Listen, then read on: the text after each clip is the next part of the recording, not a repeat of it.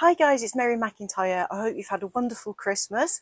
I'm bringing an interesting video for you today. So a couple of years ago, I was bought this book. It's a facsimile of the Augsburg Wunderzeichenbuch, or the Book of Miracles. I've been studying the paintings and folios within this book for quite a long time, for a couple of book chapters that I've written. And basically, this is a 16th century illuminated manuscript that was produced in Germany, and it was completed in 1552, and within it there are 123 surviving hand-painted folios that have inserts that are depicting so-called miraculous events. Now, a great number of these events are just normal everyday astronomical or atmospheric optics phenomena, as well as other things alongside that. But the book kind of built on the traditions of people looking for omens and prophecies within natural events. And there was a really big trend for that back then. So this book kind of was built on the back of broadsheets that had published this kind of thing. Now, for me, the interesting things are the depictions of stuff that is astronomical, and there are quite a few of them. And I just thought I would show you a couple of the folios and talk about what I believe they are depicting. I do have a full-length talk on this, and I'll talk more about that at the end, but I just love this book so much. My husband bought it for me. It was a complete surprise, and I actually cried when I opened the present a couple of years ago. It is absolutely beautiful. It's massive, and you can see that it's full of these amazing paintings. They are all on Wikimedia Commons. Obviously this is well past copyright, so you can actually view the folios on the internet. So I am going to fire up Zoom and talk you through a couple of the folios in here and what I believe they're depicting. So let's get started. Okay, so here's the cover of the Book of Miracles, Das Wunderzeichenbuch, and what you're seeing here is a depiction of probably a fireball meteor and a solar and a lunar eclipse. So that's a really interesting series of events that happened within the same year. And you can see that the style of painting is often depicted in a way that's designed to be a little ominous, and because they're trying to present these as omens or prophecies. Anything that is a celestial object generally has faces, because everything was thought to be some kind of deity. So often the sun, the moon, hailstones, the wind, they all are depicted with faces on them, and that's an aesthetic that I've been a big fan of for a really long time. There are lots of astronomical and weather events depicted within this book, and lots of atmospheric optics events. And if you followed me for any length of time, you'll know that I am a huge obsession with atmospheric optics. I just love seeing what ice crystals can do with sunlight and moonlight. And there are a lot of depictions of those things in the book. Some of them presented in a very stylized way, some of them presented in a more realistic way, and it's a very interesting mix of the two.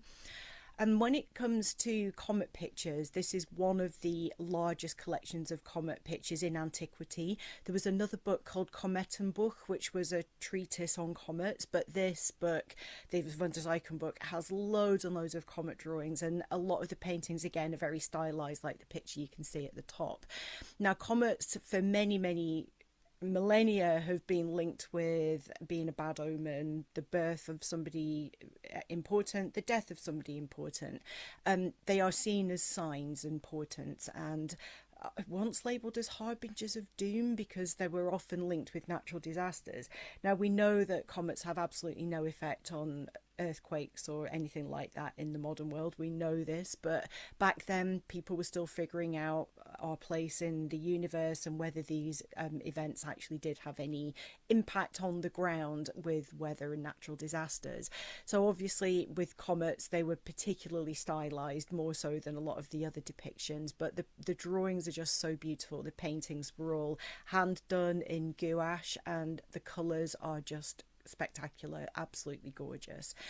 Now, I'm going to talk about some atmospheric optics events that are depicted in the book and what I think we're actually seeing. So the first one is this folio 49, which is labelled as 3 moons in 1174. So the captions underneath, the translation of that is, in the year AD 1174, 3 moons appeared in the German lands with the sign of the cross through their middle, separate and entirely over them, so the moons were shining behind it. So what we're seeing here is an atmospheric optics display where you've got hexagonal ice crystals in high level thin cloud, and the moonlight or the sunlight gets refracted by those ice crystals and it causes halos and arcs to form. So what we're seeing there is paraselenite or moon dogs, and this is the equivalent of sun dogs, which are more commonly seen. Moon dogs only occur when the moon is close to full, or certainly gibbous, because moon is reflected light. You therefore need a fairly well lit moon in order to produce them. So if you're struggling to see them in the picture, they're these two smudges either side. They're approximately 22 degrees out from the moon, and you have this tiny smudge of rainbow colours. You get a little bit of colour separation within the refraction as a result of those ice crystals. Now sometimes you get just the flat plate crystals, which give you sun dogs. Other times you get a halo phenomenon as well, which is caused by column shaped ice crystals, and you can often get them both at the same time. So on this particular night, this was an amazing night where we had a lunar halo, actually a lunar circumscribed halo, but this like thin white circle that's extending out from that is a paraselenic circle, and the moon dogs here are actually sitting out from the halo. So the shape of the paraselenic circle changes with the altitude of the sun or the moon. The position of moon dogs will also change its position with the moon being higher. So when the moon is lower down, the moon dogs are kind of either side and kind of in a straight line. But when the moon is higher, the moon dogs sit up and out. And when the paraselenic circle passes from the moon out through those moon dogs, depending on the altitude of the moon will determine how big the paraselenic circle actually is. So it can go from being like a 20-degree ring kind of above and overlapping the moon to being something that hugs the entirety of the horizon all the way behind your head. So the size of the paraselenic circle can change dramatically. And depending where you live, you can actually get this kind of effect from diamond dust, where you've got lots of ice crystals suspended in the air around you. So you see this in ski resorts quite often, and the shape of the ice crystals in diamond dust are actually pyramids rather than flat hexagonal plates, but they can give you a very similar number of effects. And this is an example of one. This was from Wikipedia, and you can see this is a diamond dust display up a mountain, and you can clearly see that cross shape. We've got pillars here. This is a sun pillar. You can get the equivalent around the moon, and then the paraselenic circle is coming out in a horizontal line. So that gives you that depiction of a sign of the cross with the mock suns or the mock moon either side. So that is what that particular folio is depicting, something like this that occurred on a night where the moon was very bright and we had possibly a diamond dust display, possibly just ice crystals. Either way, what that painting is depicting is this. And they were called moon dogs and sun dogs because there's many stories within mythology where there are loyal sons or loyal dogs that always follow their owner or their father, and the sun dogs and moon dogs sit either side of the sun and they move with the sun or the moon. So they were known as dogs because they were kind of loyally following, so that's where the name sun dog and moon dog comes from. But they were also called mock suns and mock moons in some literature. So that's what that particular folio is depicting. Now, similar subject matter is this Five Suns over Leipzig in folio 165. So this was an atmospheric optics display in 1551. Truthful reports of how on the 21st of March in the 51st year, 5 suns were seen in Leipzig by many trustworthy persons. So what we're seeing here again is a parhelix circle. It's a paraselenic circle when we're referring to the moon. With the sun, it is a parhelix circle. So when you've got a really well-defined parhelix circle, you can actually get 122 degree parhelia as well as the ones that sit more or less 22 degrees out from the sun. So on that particular day, there must have been very prominent 120 degree parhelia. These are actually quite hard to see because they're colourless, and so is the parhelix circle itself. But I have seen them where they are really obviously just glowing and it's just kind of like a bright white smudge, and they just look different. There's a quality about them that's very different from thin cloud. They often get missed because people just think they're a patch of cloud, but they're not. They're really pretty. So unlike the parhelia that are right next to the sun that have the colour separation, the ones further round generally don't have an awful lot of colour. There is a hint of colour in this bottom one, but not much. They're really generally just white. So I believe that is what this particular thing is referring to. We had 4 mock suns and a real sun, so that's what that's depicting.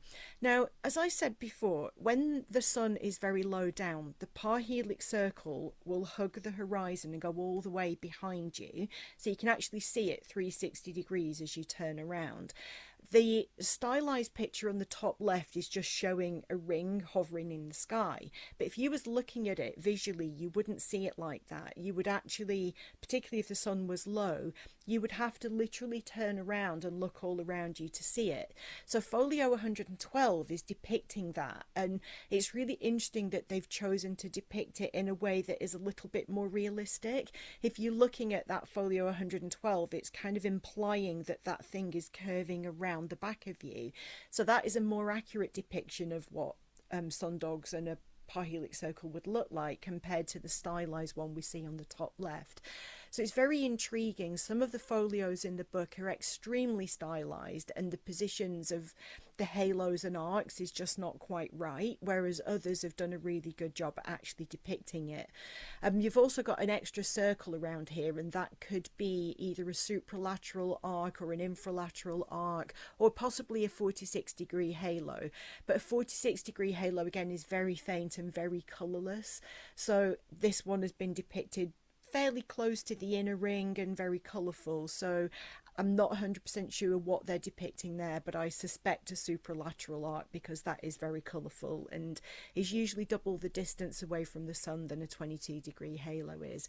But I love this folio because it is depicting that going behind your head thing, which is how this parhelic circle would generally look. So I just think it's so interesting digging into this book and looking at all of the atmospheric optics displays and all of the other displays to see what they're actually depicting. And folio 112 is a way more realistic view of what you will actually see if you're looking at this yourself. There are lots of folios depicting eclipses, and often you'll have a solar and a lunar eclipse depicted within the same period of the year. That's because eclipses work in cycles, and you generally do get them paired up like that. And of course they dig into every natural disaster that occurred within the year or two around those eclipses taking place. But I just love the graphics, I love the face on everything. I just think they're so beautifully drawn, absolutely gorgeous.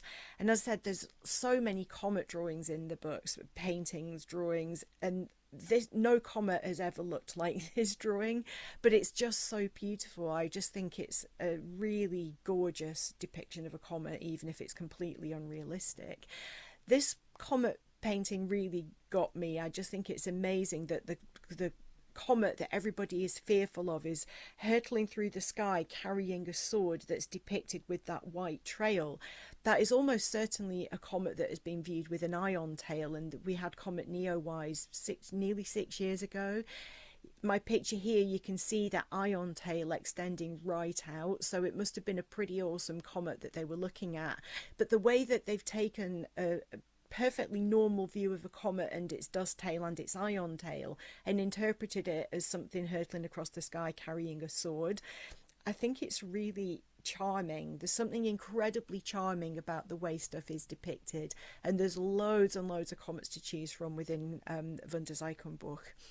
There are lots and lots of beautiful folios to dig through in this book. If you are interested in what I've talked about, you can get hold of a copy of this book. It was first published again in 2017, I believe, but it is still available. It is obviously a facsimile, and it also has all of the captions, has the translation of the captions in 4 languages, and at the beginning of it there are a couple of essays by specialist art historians from different periods talking about the style of the drawings and the way that they've been painted, and really, really interesting read. It's an amazing book. But if you want to know more about it from a talk, I'm actually doing a talk on Thursday Thursday the 22nd of January for Mexborough and Swinton Astronomical Society.